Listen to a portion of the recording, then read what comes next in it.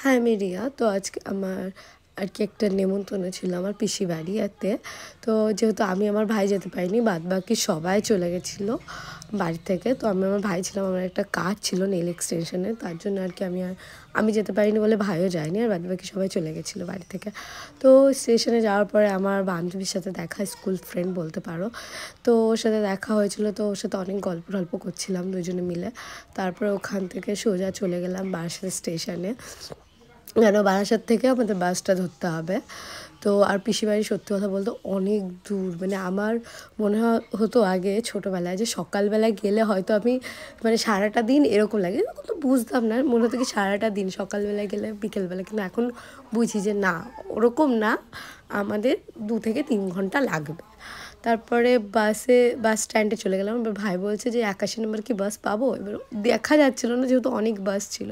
তারপরে দূর থেকে ওই বাসটা দেখা যাচ্ছে, ওই তো 81 নম্বর বাস। আর বাসটা সত্যি কথা বলতে পুরো ফাঁকা ছিল, আমি আমার ভাই বসেছিলাম, কেউ ছিল না। তারপরে অনেকক্ষণ পরে একটা দাদু উঠলো, তো উনি আর আমরাই ছিলাম। তারপরে ওখান থেকে বাসটা ছাড়লো, তারপরে আমরা চলে গেলাম ধুপিঘাটে। মানে এটা ব্যারাকপুরে ধুপিঘাট, সবাই তো চেনোই, মানে যারা আর কি ব্যারাকপুরে থাকো আর কি তারা তো জানো যে ধুপিঘাটটা কোথায়, ব্যারাকপুরে ওখানে। আর সত্যি কথা বলতে এখানে আসলে না খুবই ভালো লাগে, মানে যেমন নিট অ্যান্ড ক্লিন থাকে তেমন সুন্দর পরিবেশ, মানে আমার তো খুবই ভালো লাগে।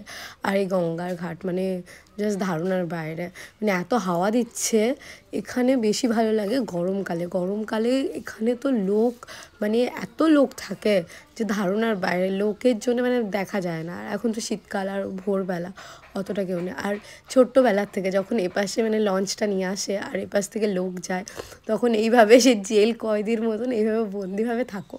তারপর যখন লোকটা একটু হালকা হয়ে যায় তখন খুলে দেয়।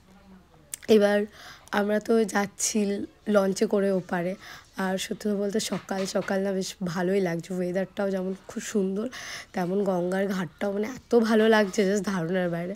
আর দূর থেকে কি একটা যেন ভেসে আসছিলো, আমি সেটার আবার ভিডিও বানাচ্ছিলাম, আমি ঠিক বুঝতে পারিনি যেটা অনেক দূরে আর আমরা এই সাইডে, তো ওটা ঠিক বোঝাও যাচ্ছে না কি, কিন্তু খুব বাজে স্মেল হচ্ছিলো। আর সকালবেলা বাজে স্মেল মানে বুঝতেই পারছো। আর মানে যাচ্ছে লঞ্চটা এত সুন্দর লাগছে জাস্ট ধারণার বাইরে।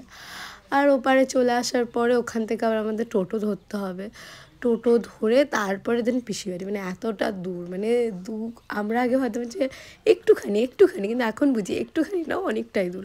আর যেহেতু ভাই কারোর ফোন তুলছিল না, মানে ফোন তুলছিল না বলা ভুল, আমরা মিথ্যা কথা বলেছিলাম। আর ভাইয়ের পরে সবাই রেগে গেছিলো, যেহেতু ওর কথা ছিল আগের দিন আসার, ও আমার জন্য আসতে পারেনি।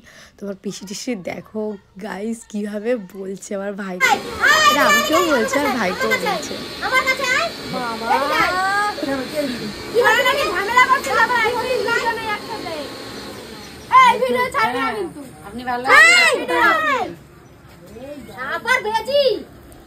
নেবলা নেবলা নেবলা যা